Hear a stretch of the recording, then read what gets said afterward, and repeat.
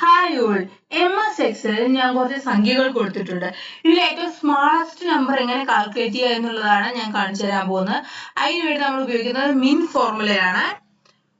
Equal മിൻ bracket open ചെയ്യുക, values select ചെയ്യുക, ബ്രാക്കറ്റ് ക്ലോസ് ചെയ്യുക, എന്റർ അമർത്തുക. നോക്കൂ, ഈ സംഖ്യകളിലെ ഏറ്റവും സ്മാളസ്റ്റ് സംഖ്യ ഇവിടെ കിട്ടി. ഇനി ഏറ്റവും ലാർജസ്റ്റ് സംഖ്യ എങ്ങനെ കാൽക്കുലേറ്റ് ചെയ്യാന്നാണ് കാണിച്ചു തരുന്നത്. ഈക്വൽ മാക്സ്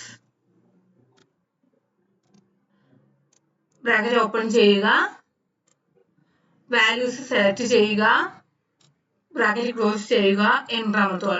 അപ്പോൾ ഈ സംഖ്യകളിലെ ഏറ്റവും ലാർജസ്റ്റ് സംഖ്യ നമുക്ക് കിട്ടിയിട്ടുണ്ട് 90. മാക്സ് ഫോർമുലയാണ് ഞാൻ ഉപയോഗിച്ചത്. ഇനി നമുക്ക് ഈ സംഖ്യകളിലെ മിഡിലുള്ള സംഖ്യ കണ്ടുപിടിക്കണം. അതിനുവേണ്ടി ഉപയോഗിക്കുന്നതാണ് മീഡിയൻ. ഈക്വൽ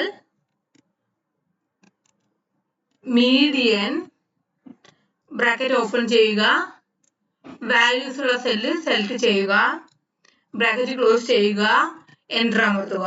അപ്പോൾ ഈ സംഖ്യകളിലെ മിഡിലുള്ള സംഖ്യ കണ്ടുപിടിച്ചിട്ടുണ്ട്. അതിനുവേണ്ടി നമ്മൾ ഉപയോഗിച്ച ഫോർമുലയാണ് മീഡിയൻ ഫോർമുല. ഇത് വളരെ സിമ്പിൾ ആണ്, എന്നാലും ബേസിക് ആയ ഒരു കാര്യമാണ്, എല്ലാവരും അറിഞ്ഞിരിക്കേണ്ടതാണ്. MS Excelൽ എല്ലാവർക്കും മനസ്സിലായെന്ന് വിചാരിക്കുന്നു.